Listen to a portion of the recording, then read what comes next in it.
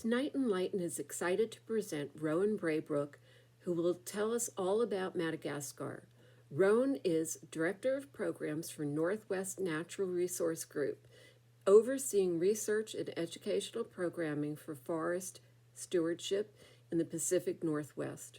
Rowan previously worked at Conservation International in Washington, D.C., where she was involved in UN negotiations for biodiversity, sustainable development, and climate change, including the 2015 Paris Climate Agreement.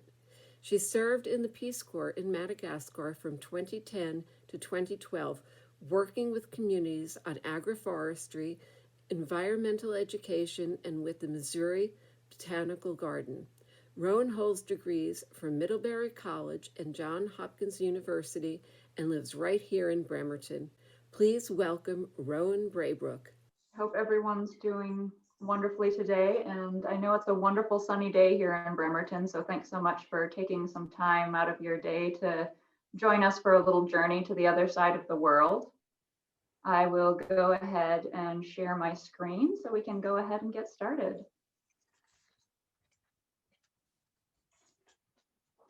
There we go. So it's a pity that we can't be together in person. I would love to bring in some souvenirs and have some chat face to face, but unfortunately we'll have to use our imagination a little bit instead today. And I know we've all been a little bit limited in our travel during the pandemic. So I'd like to invite you to take a little bit of time over the next hour to take a little trip with me as far away as possible without going to Antarctica. We'll go to the other side of the globe. I'll talk a little bit about the country of Madagascar, my personal experience there as a Peace Corps volunteer, and then also save a little bit of time for questions at the end. So maybe we can get into some discussion if there are some particular aspects of Malagasy culture that might fascinate you.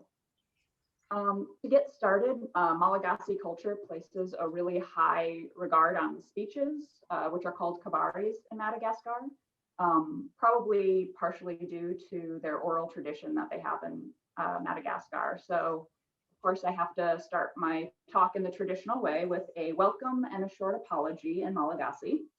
So, tunkulai si tunkuvavi, mbolatsara atsikatiabi.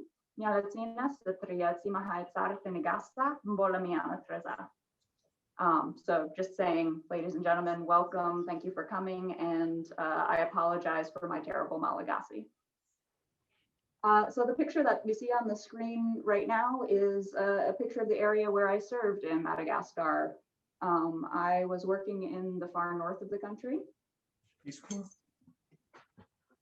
I spent 2 years in Madagascar in 2010 through 2012, serving with the Peace Corps. I'm sure a lot of you are already familiar with the Peace Corps, but for those of you who might not be as familiar, it's a organization within the State Department that was started by John F. Kennedy exactly 60 years ago. It just celebrated its 60-year anniversary.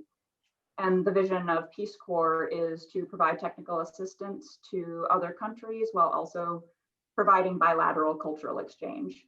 And it's really important to note that it's bilateral because in addition to going to other countries and sharing maybe American culture with them, they're also sharing their culture with us, and we're bringing that experience back and that knowledge back and cultural knowledge back and sharing it with other people in our own communities. So thank you for also giving me the opportunity to do that as well. It's a continuing part of my volunteer service.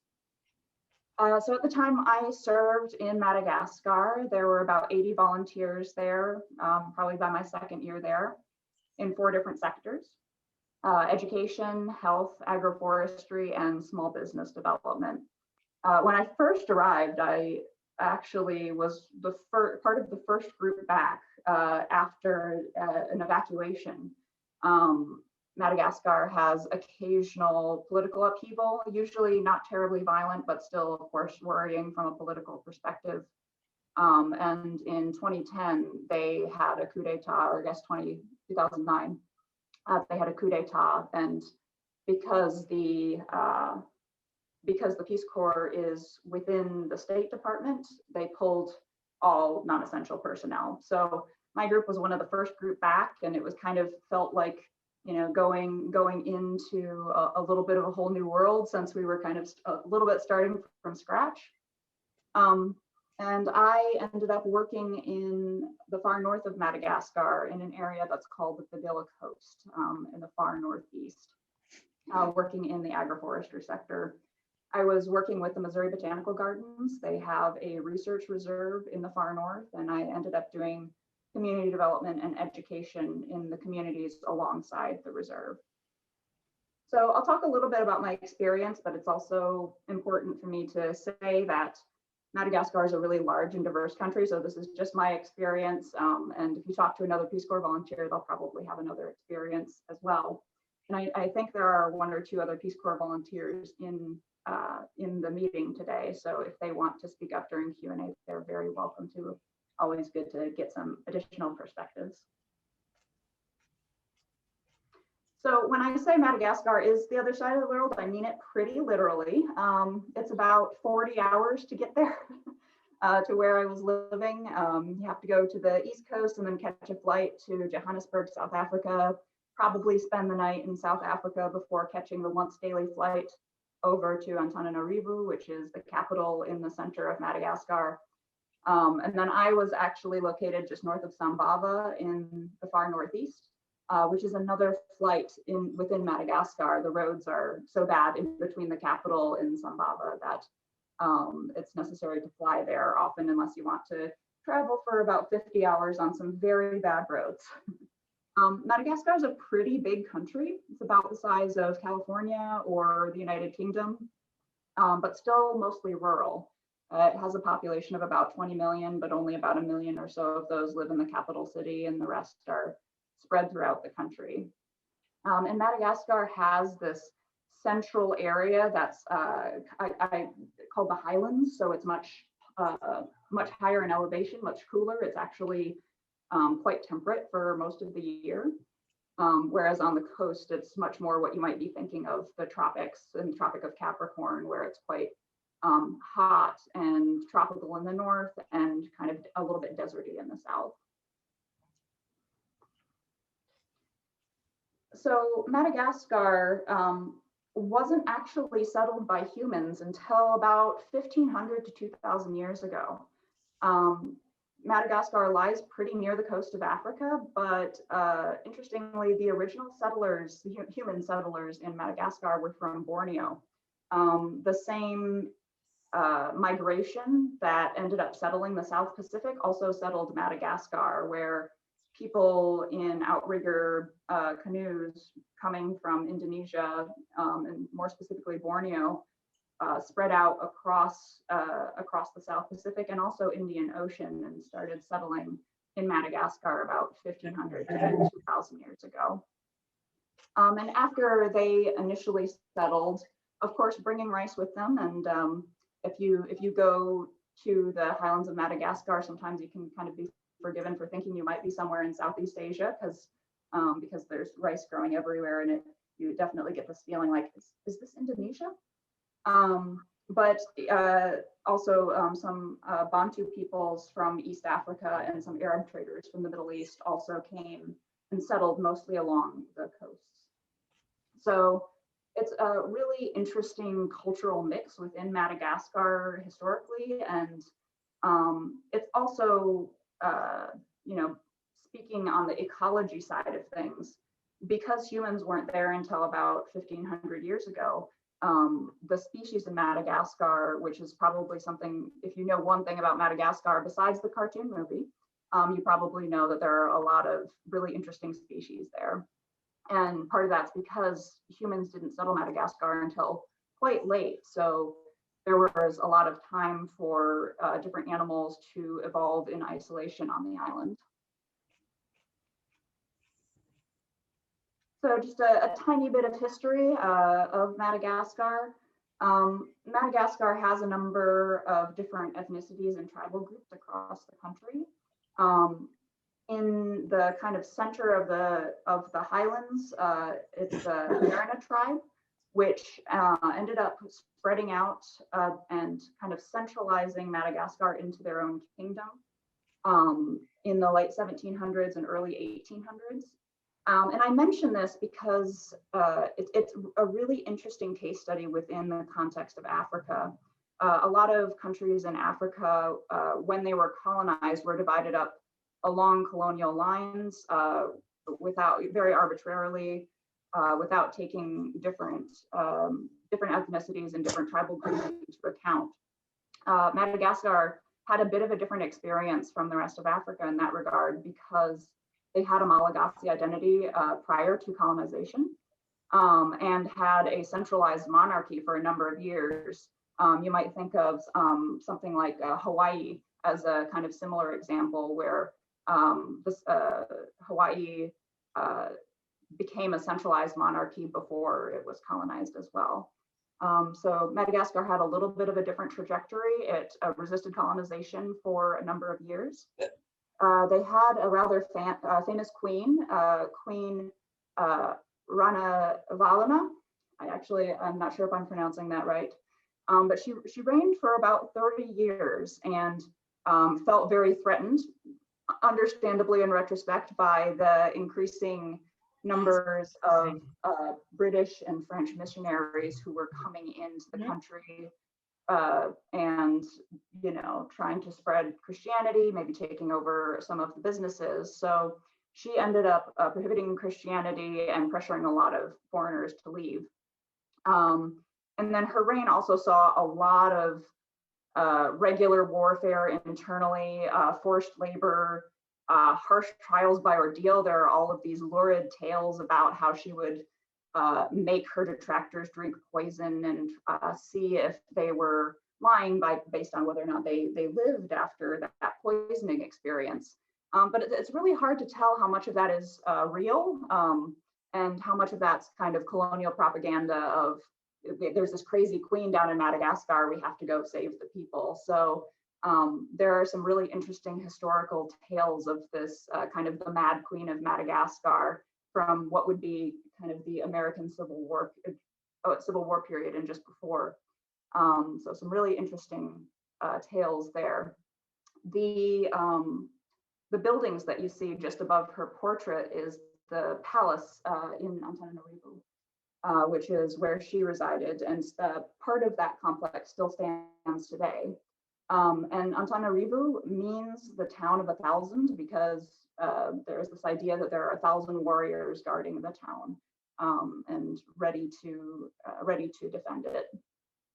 But unfortunately, as with many areas of Africa, it was eventually colonized by France and was under French colonial control for about 80 years until 1960.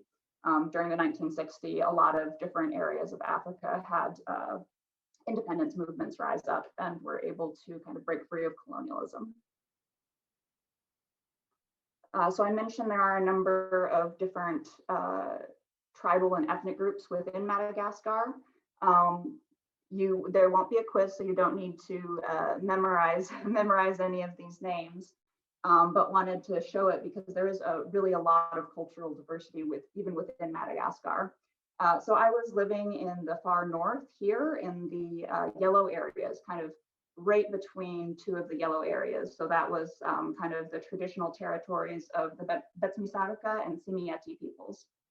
The Simieti, as with many words in Malagasy, of course, there's a meaning to it. Simieti means we don't cut our hair because they decided to do away with the practice of shaving their heads in mourning. So that's how they got their kind of tribal ethnic name.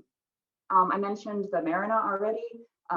They're kind of the most well-known of the ethnic groups within Madagascar. They live in the center here, in the center of the country, and were kind of responsible for temporarily uniting the country, possibly better phrased as taking over the country from other tribes in the 1800s. But there is a lot of diversity between the different tribes, and you can see a little bit of that in some of these pictures here, where the women in the top picture are probably from the Sakalava tribe in the far north, And then the folks in the bottom pictures are from the highlands, probably from the Merina and Betsileo tribes. I did not serve in a Betsileo area, but I do have a little Betsileo hat that I quite love. So kind of similar to the woman in the picture, this is kind of a traditional hat. And again, it's too bad I'm not there in person with you all, because then I could pass it around and everyone could try it on. But I don't think that's very in keeping with COVID safety precautions, so that's all right. So the Malagasy language, as you might expect for a group that originally migrated from Indonesia, is actually most closely related to Indonesian languages. There is definitely some influence from Arabic and Swahili, but a majority of the language is based in kind of the Indonesian dialects originally. I was chatting with some volunteers who had served in Samoa and comparing kind of vocabulary with them, and we could actually understand a little bit of each other's language, speaking in, I believe, Samoan and Malagasy, and we could kind of pick out individual words that were similar. So linguistics is always something that fascinates me. So knowing that there was that big of a geographic spread with the language is really interesting. And there are different dialects within Madagascar, mostly along the different tribal and ethnic lines, but it is mutually intelligible. You know, there are different ethnicities within Madagascar, but they all consider themselves Malagasy. And prior to British missionaries coming in, it was a oral tradition. So they didn't have a written language in Malagasy. And so a written form of Malagasy wasn't developed until the 1800s, and it was developed by some British missionaries commissioned by the Merina king at the time, King Radama I. And the interesting thing about that from a linguistics perspective is that when they wrote it, they made the writing to be so that the consonants are pronounced as they are in English, written English, and the vowels are pronounced as they are in French. And it seems like that was a hedge against, you know, he wasn't sure which European power he should ally himself with. The British and French were both big power players in the area, and he wanted to kind of be cautious and not make enemies of the wrong people. So he's like, well, we can have a little bit of French influence, a little bit of English influence, and sure, you can, you know, create a language system for that. Is kind of how I'm imagining that exchange went.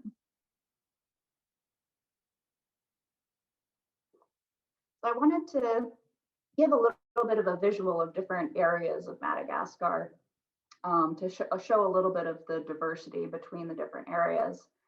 So as I mentioned, I lived in the Northeast, which you can see on the top left. That's a picture from the village that I lived in, and you can kind of see the traditional bamboo huts there with a cooking area off to the side. There's always kind of a separate area because, of course, that type of house is very, very flammable. So having a separate cooking area reduces the risk of fire. And the mountain that you see in the far background is the forest complex that I mentioned. That's a research reserve run by the Missouri Botanical Gardens. So we would occasionally trek all the way out there to do some tree transects or look for particular species. But I was mostly working in these villages a little bit farther away. In the top right, that's a picture from the central area of Madagascar. So that's in the more temperate highlands of Madagascar. In both of those pictures, you can see rice being farmed. Rice is farmed everywhere. It's the major staple crop there in Madagascar. And you can see a much different type of housing, both because it's cooler up in the highlands. The people tend to be a bit wealthier. And it's also a different culture. So they have these whitewashed brick or mud brick buildings, and sometimes metal roofs. So much different type of housing there. And then in the bottom here in the southwest, you can see kind of a similar style of house, but much different climate. It's much drier in the south, both southeast and southwest. Much more deserty. It's called the Spiny Forest. There are some really interesting tree and botanical species down there that look like nothing else in the country.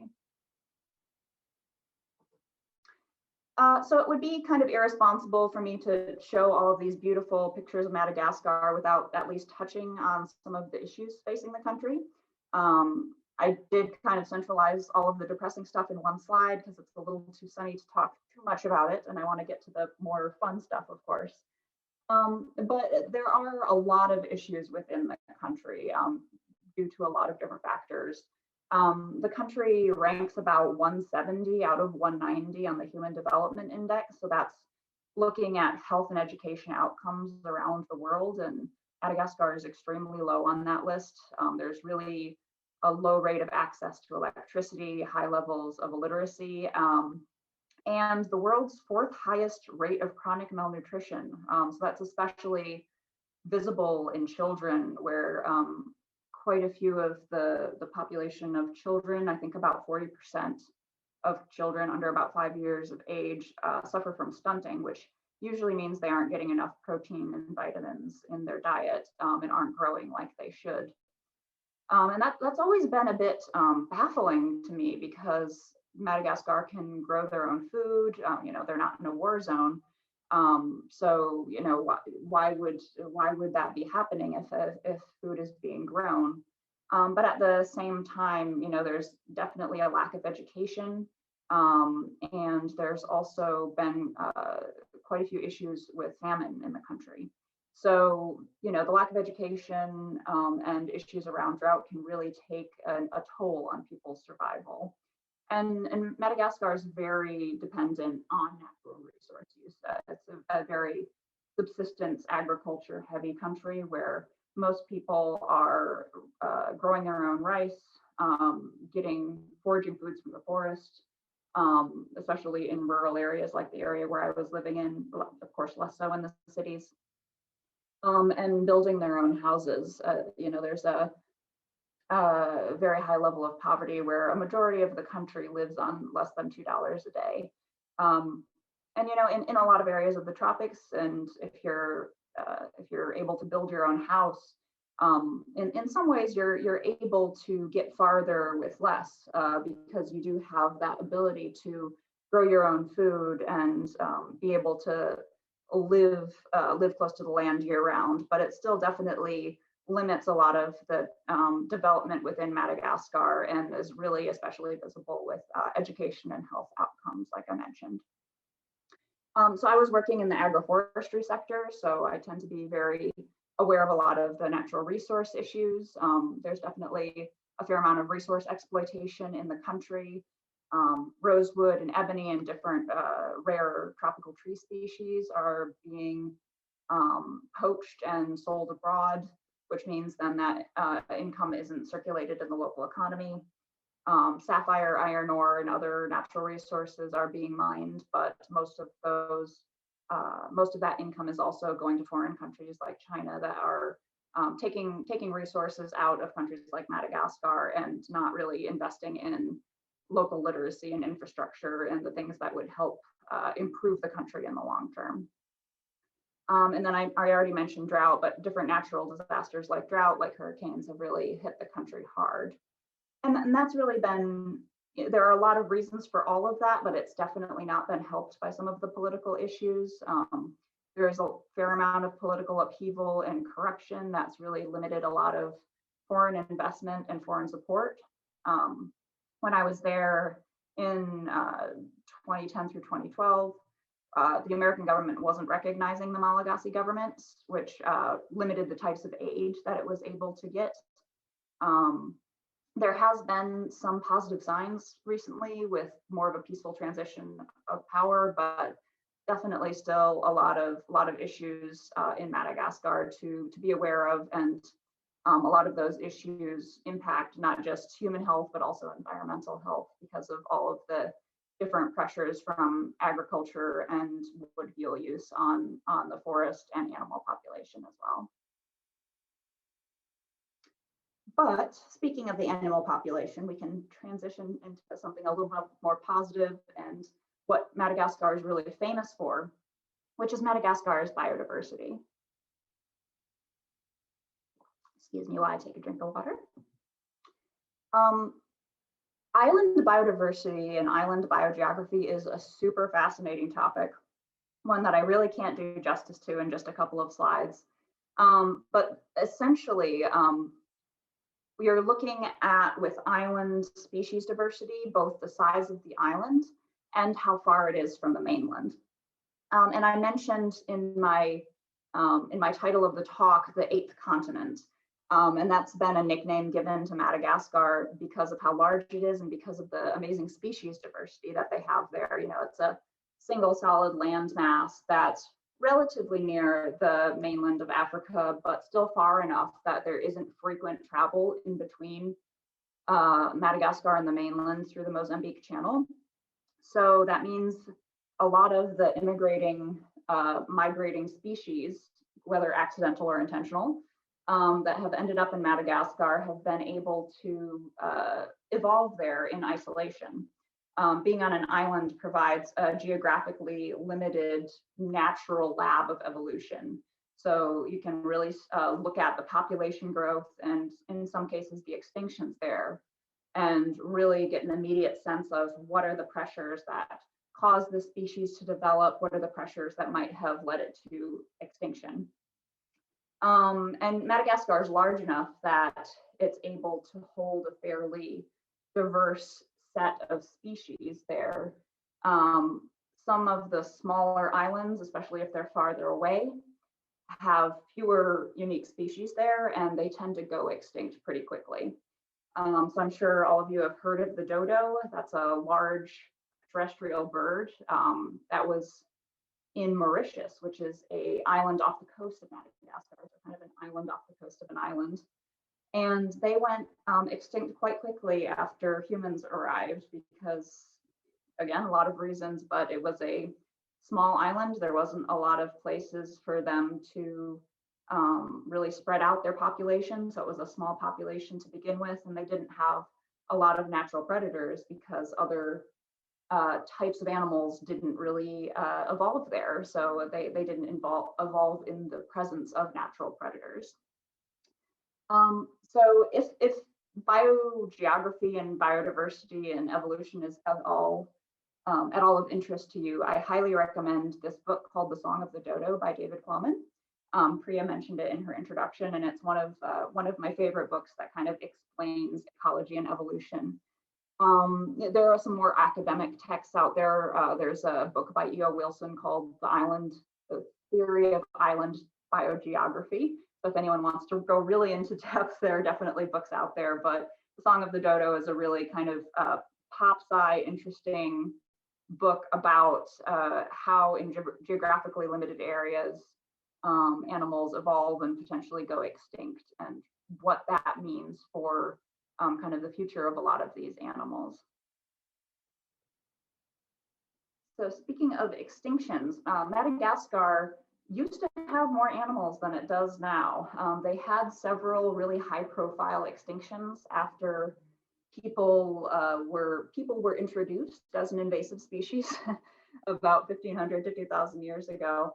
So a lot of those larger species that evolved in isolation, similar to the dodo, ended up being hunted off, although over a longer period of time. So there used to be a bird called the elephant bird in Madagascar, larger than any of the current similar birds. I think it was like twice the size and weight of an ostrich.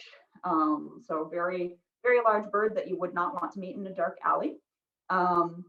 They also had some giant lemurs that were the size of, I don't think they were quite the size of bears, but they were very large. Also, you wouldn't want to meet them in a dark alley.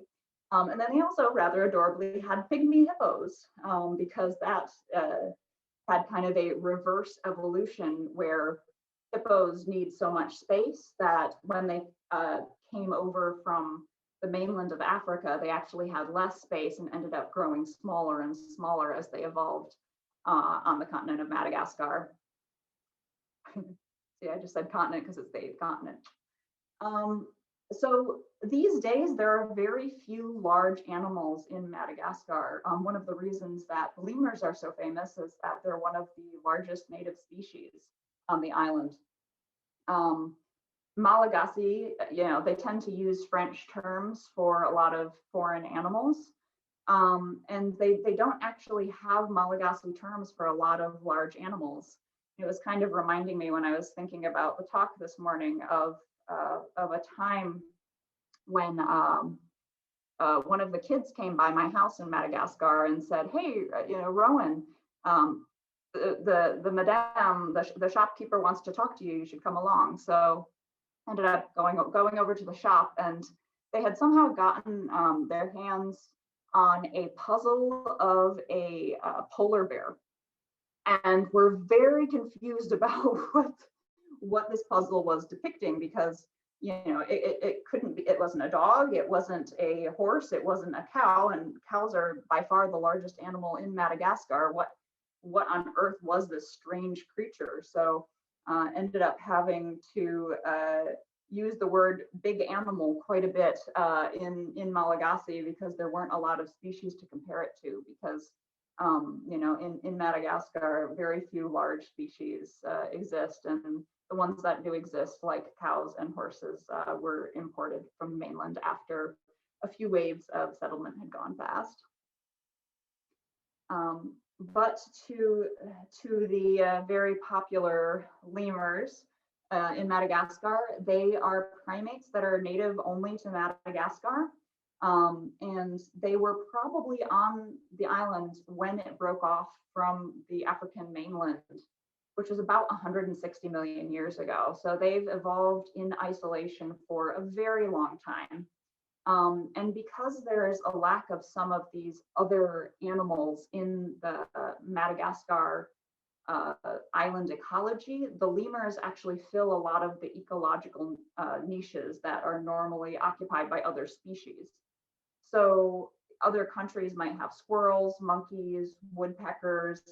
Madagascar has different species of lemurs that have evolved to those particular ecological niches.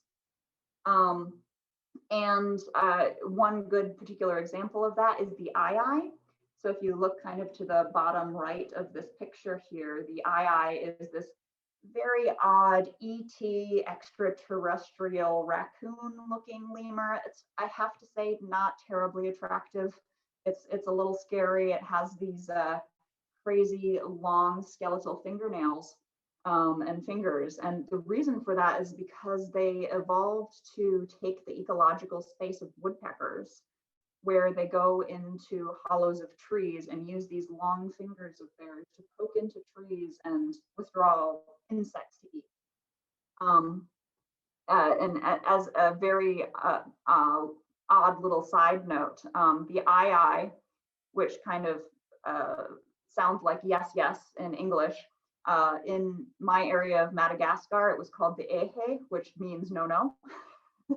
So it was it's either the yes, yes or the no, no, depending on which language you're speaking in my particular area.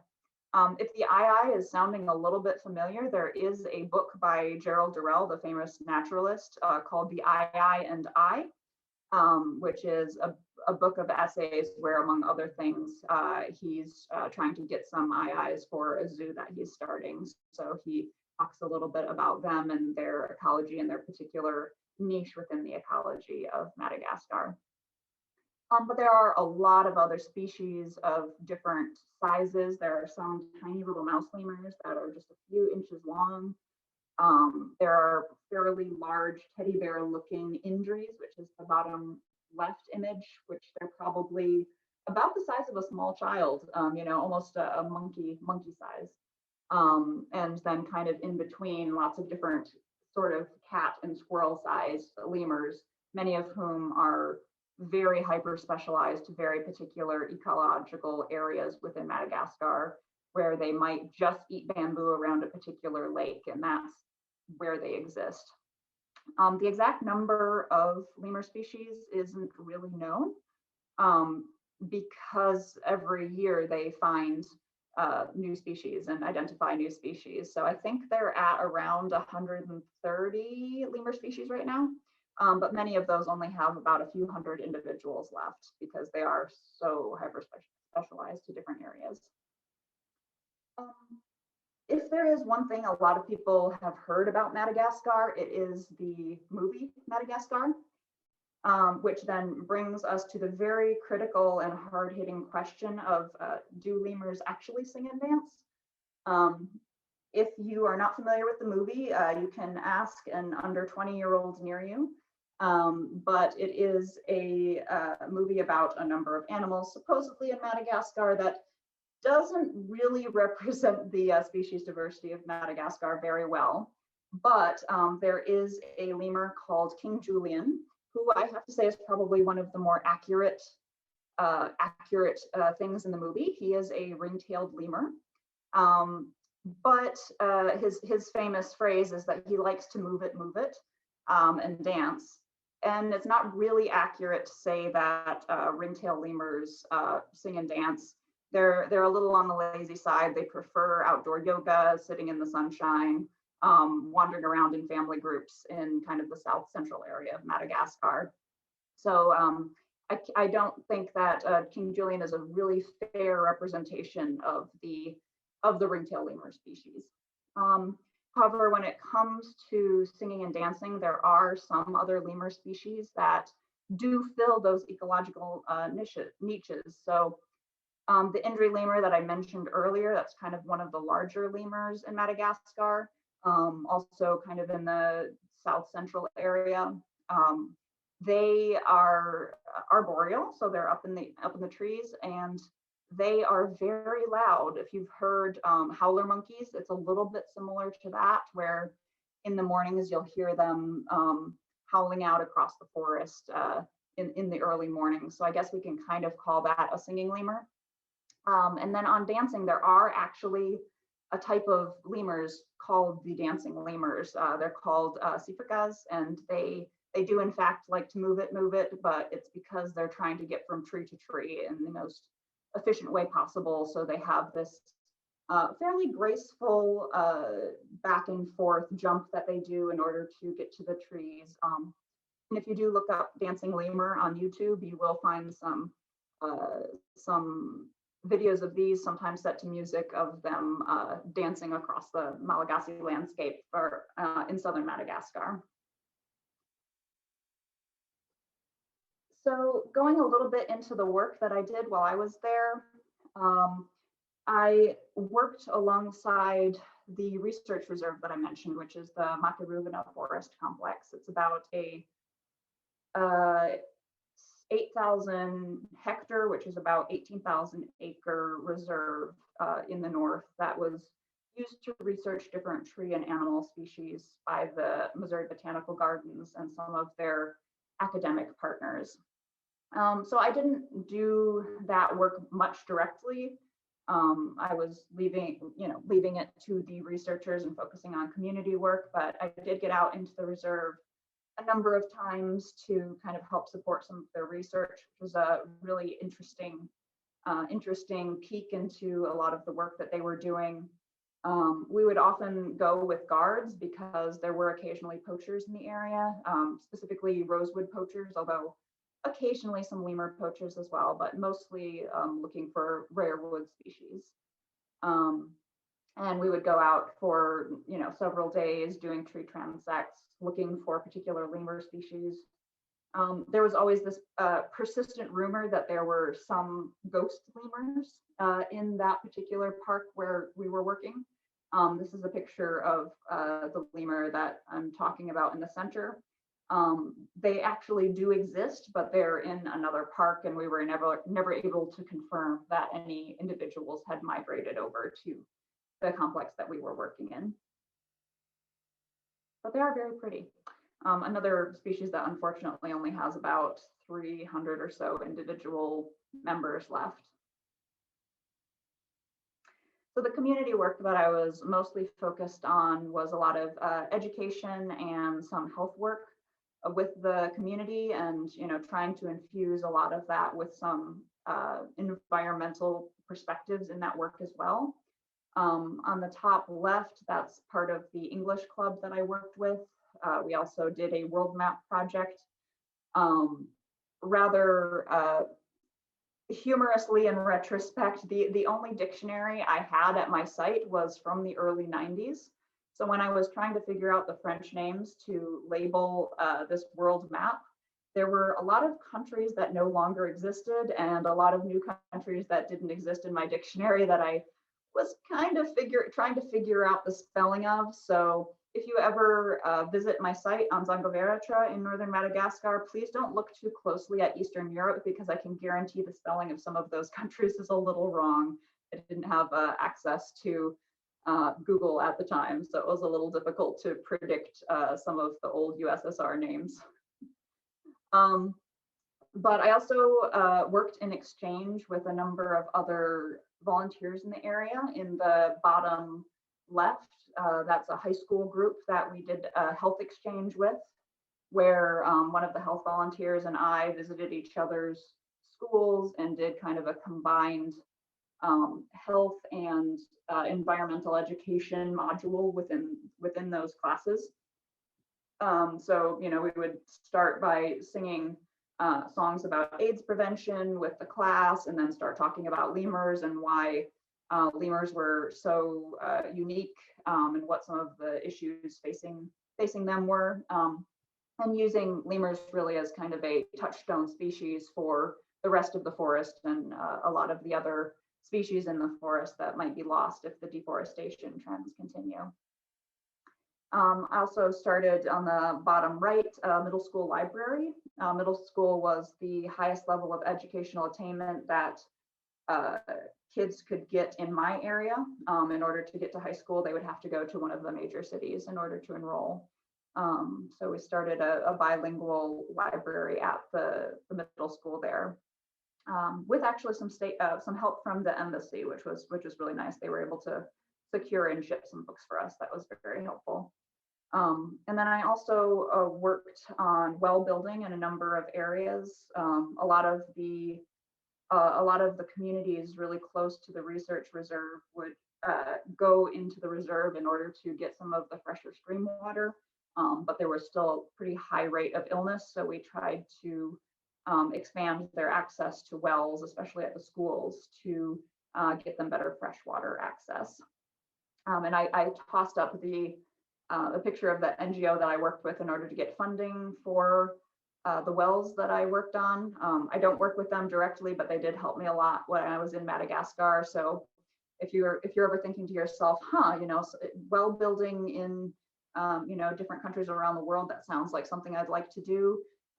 They do really good work in terms of getting money directly to the communities, mostly via Peace Corps volunteers who work for free. So we're able to get that money pretty efficiently out to the communities and get the wells built.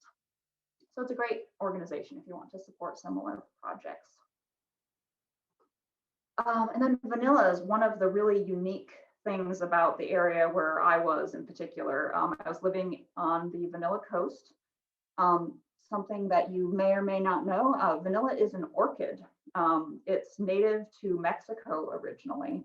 So this, the flower on the top left is what the orchid looks like when it's growing. But the native pollinator, of course, is originally in Mexico. It doesn't exist in Madagascar, Tahiti, or any of these other locations that grow vanilla nowadays. So every flower has to be individually hand pollinated within 12 hours of opening, in order to create these beans that look very much like green beans. And those are kind of the original vanilla pods. So those green beans then have to be picked. They're usually sold to larger farmers who have the, you know, technology expertise to cure them. And then those beans end up being flash boiled, sweated, and then dried in the sun to cure them. So you can see on the right-hand side, me with a bunch of the kids in my village sitting next to one of the drying vanilla spreads. Smells amazing on particular times of the year. So most of the pods are then wrapped up and shipped internationally. I was working with some of the vanilla cooperatives to try to get free trade prices for the vanilla beans when I was there. Most of them are shipped, but they do occasionally do some other things with the vanilla. So I had to rummage around a little bit and find this rather interesting specimen. It's a turtle woven out of vanilla beans that one of my neighbors gave me as a farewell present. And I have to say, it's again really a pity that we're not able to be together in person because this smells so strongly. It's like my entire office is very, very vanilla-y right now.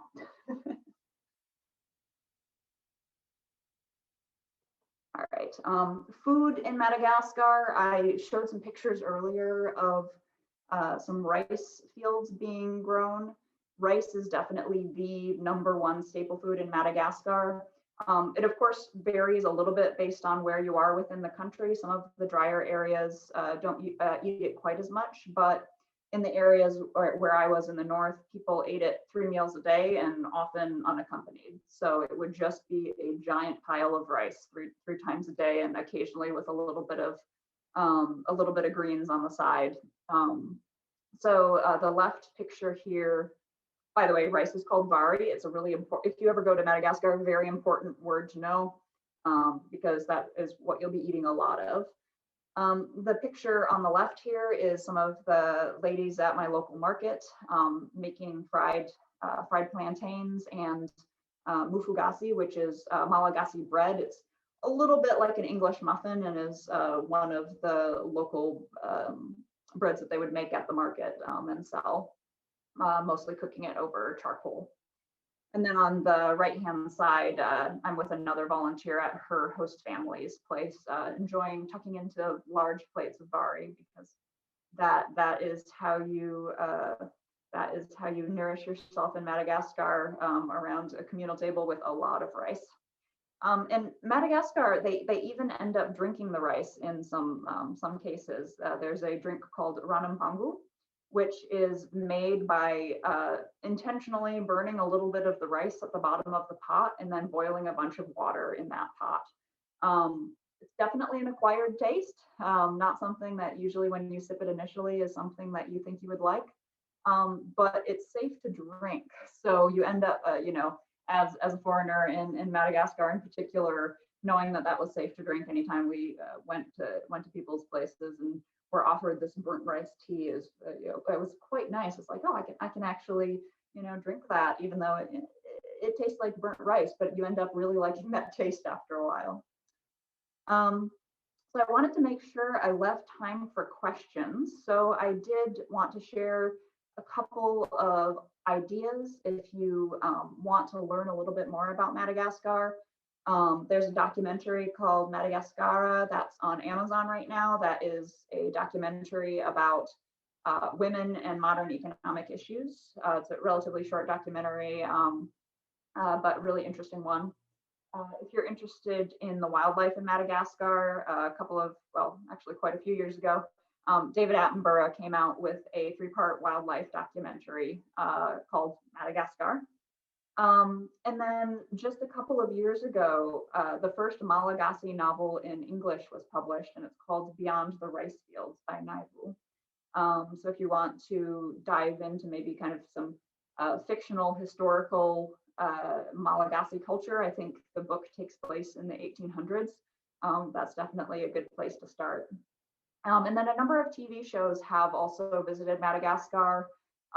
Anthony Bourdain visited for Parts Unknown. So if you want to get a firsthand glimpse of the food culture in Madagascar, it's actually a pretty enjoyable episode. And I think that's on HBO Max or something like that. So if you would like to go try to find that, so it's a good episode. With that, thank you so much, Misotra. And here are a few more pictures from Madagascar, and I'm happy to open it up for questions if people want to share what interests them and if they want to hear a little bit more.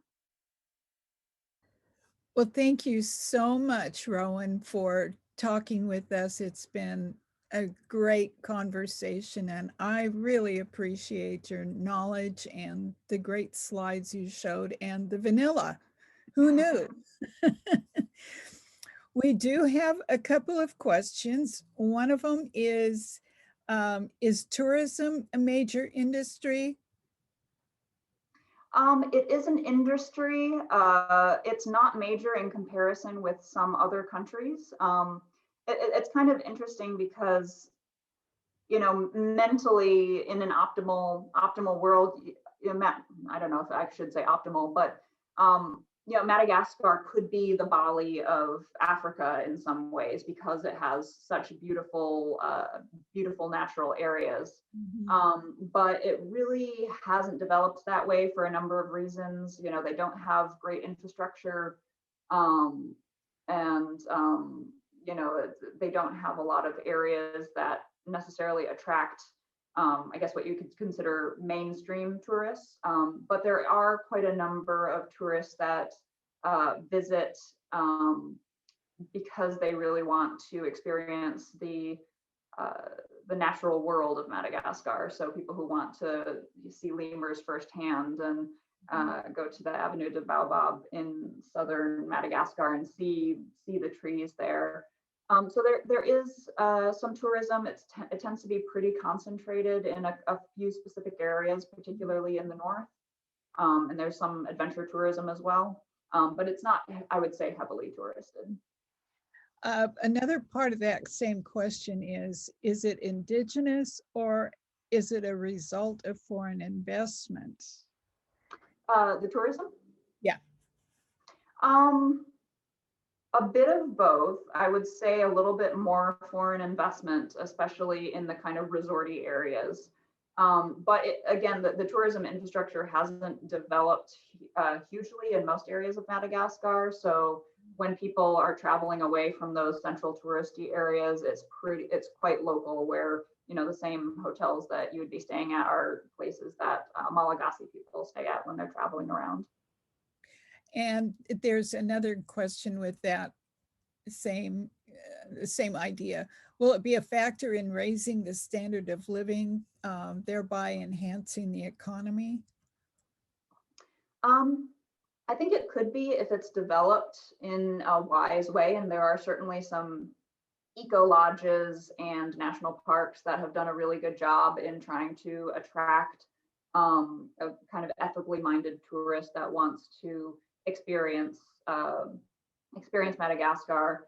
Unfortunately, there is definitely a section of the tourism. I don't know if there are any kids on. I don't think so, but I'll just say that there is a section of the tourism industry that is very heavily populated by mostly older men who come and stay for a very long time. So that is an unfortunate darker side of the tourism industry. But I think a lot of the eco lodges and national parks in particular have done a lot of really more positive and community oriented development, where they're trying to create those spaces that are really focused on creating that local economy, where the money then stays locally and really goes to help the people locally. Your friend Tina Curry has this to say about the Indri lemurs. She says they have a very unique call, and it's worth Googling a video later. Just turn the volume down, though. Yeah, they're very loud. I compared them to howler monkeys for a reason. Yeah. Another question is that tree on the right of the last picture a relative of the baobab? It is. And actually, I'll just briefly share my screen again so people can see what the person was talking about. I think, wait, is it showing the correct side? I think so, yeah. Okay, good. Well, so on the right side here, where the two young women are walking towards, these are Baobab trees. And you can see them across Africa, but they're much more common in Madagascar. And there are actually more species of them in Madagascar. And there's a little fable that I've heard in a couple of different countries. So this is not unique to Madagascar. But there's a tale that these beautiful trees were so beautiful and so proud of themselves that they angered the gods at one point, and the gods were so angry at their pride that they yanked them up, roots and all, and then put them back upside down to kind of punish them for their arrogance. So that's why they look this way, kind of very tall with almost root system like branches at the top, because they angered the gods for their pride. So let that be a lesson to us all. I guess. And another question too is, well, I guess you just answered that. Can you talk a little bit about the strange looking trees? And So that's probably the species people were talking about, and there are more species in Madagascar than anywhere else. I believe there are 8 species total of baobab, and 7 of them are in Madagascar. Any other former Peace Corps volunteers on the call can correct me if I'm wrong on any of this. So there are a lot of them. Some of them are kind of short and squat. Some of them are very tall and regal. But if you're interested in some of those strange looking trees, if you look up the Spiny Forest of southern Madagascar, you can see some more detailed pictures of that area where it's pretty much what it sounds like. It is a spiny forest in the desert. And here's a different topic. Is there a dominant religion in Madagascar? The dominant religion on paper is Christianity, but it's very heavily mixed in most areas with an animistic traditional religion. And in particular, I actually added this originally and then ended up deleting it because I didn't have any good, or I could say respectful pictures to include. But there's this concept in Madagascar called fadi, which translates as taboo. And different areas of the country, different ethnic groups, different towns, even different families have different fadi that they follow, whether that's not working in the rice fields on Tuesdays, or not sitting under a particular tree, not entering their house through a particular direction. So there's this very rich and detailed system of taboos that different areas of Madagascar adhere to. One of the most common ones that is actually found through most parts of the country is pointing is considered very rude, because you could potentially be pointing at an ancestor's tomb.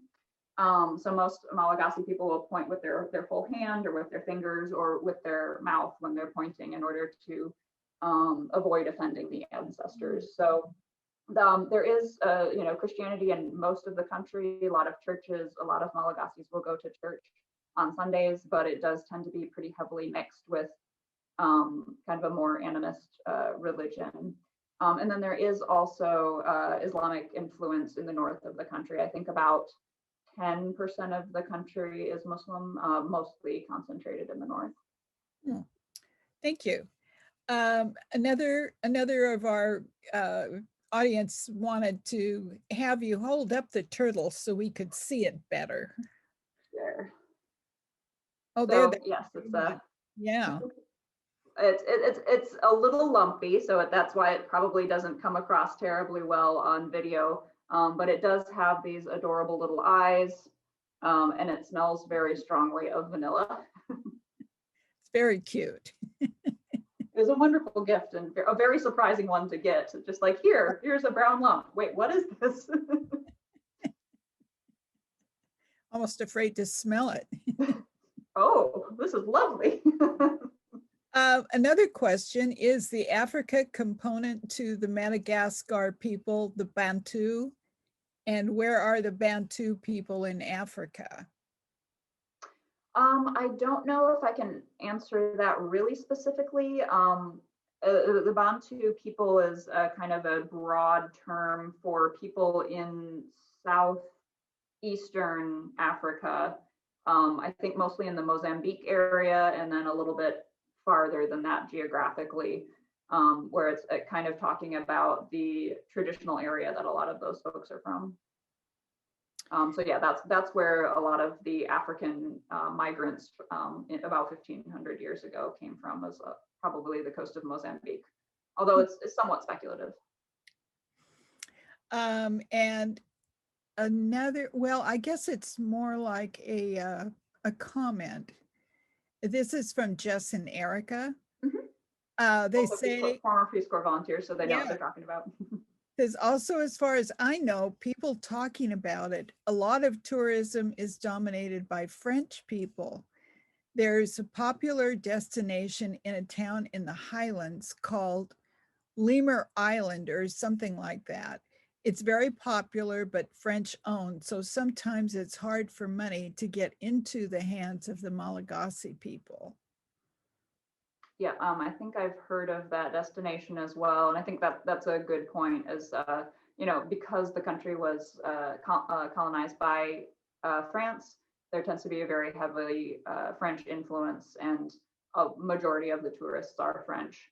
Mm. It was, you know, mostly when going into especially rural areas, that was the immediate assumption is, oh, you must be French, and occasionally with a little suspicion in there. So it was interesting in some cases, you know, being the first American that people encountered in some areas, and feeling also a little bit of the responsibility of that to, you know, represent in an ethical way and also very gently differentiate myself from some of the French tourists as well. So Tina Curry asks, how did your Peace Corps service impact what you've done since returning? It's interesting. When I got back, I didn't initially think that I would be able to directly have a trajectory from my Peace Corps service to the work that I was doing once I returned to the U.S. So I was applying to a bunch of jobs, especially since, wonderfully enough, we were still in the recession after I got back. I left during the recession, came back, it was still the recession. But ended up applying to Conservation International, interviewing and getting a job there. And then finding out after I started working that the woman who had interviewed me was also a former Peace Corps volunteer from Madagascar. And her husband had grown up, she married a Malagasy man. Her husband had grown up just down the road from where I served in Madagascar. So it really is a small world. I can't say I've used my Malagasy a lot since returning to the US, but definitely a lot of the international conservation work I was doing, and then now some of the community forestry work that I'm doing is, there's definitely a direct tie to what I was doing in Madagascar. So, you know, things tend to connect in unexpected ways sometimes. They do indeed. Well, that's all the questions that have shown up in the chat. So I guess at this point, I'll just say again, thank you ever so much for your time and your energy and your absolutely fascinating presentation. It's very, very exciting. And Well, also, thank you all for coming and being interested.